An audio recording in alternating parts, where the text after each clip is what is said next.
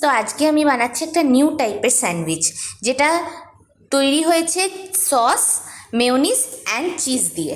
তো অলরেডি আমি একটা সাইডে সস আর একটা সাইডে মেয়োনিজ লাগিয়ে রেখে দিয়েছি।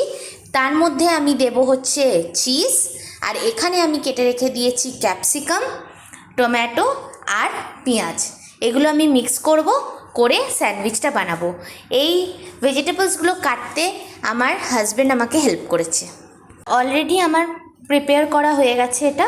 আমি এটার মধ্যে যেমনি বললাম যে আমি মেয়োনিজ দিয়েছিলাম আর টমেটো সস একটা দিকে দিয়েছিলাম, এটার মধ্যে আমি অলরেডি আমার এই ভেজিটেবলসগুলো ক্যাপসিকাম, টমেটো আর পেঁয়াজ এটার মধ্যে দিয়ে দিয়েছি। ওপর থেকে একটু ব্ল্যাক পেপার দিয়ে দিয়েছি। এবার ফাইনালি আমি এটার ওপরে একটা একটা করে চিজের স্লাইস দেবো। এটার মধ্যে আমি চিজ অ্যাড করে দিয়েছি। হ্যাঁ, একটা প্রত্যেকটা ইয়ের মধ্যে আমি চিজ অ্যাড করে দিয়েছি। এবার আমি এগুলোকে বন্ধ করে দেবো। এই একটা করে চিজ স্লাইস দিয়ে দিয়েছি।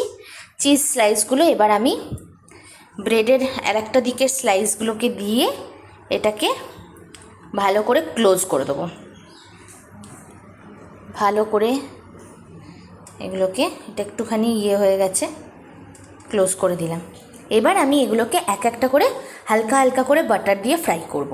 এটার মধ্যে গ্রিলারটার মধ্যে একটা ব্রেড গ্রিল করতে দিয়ে দেবো।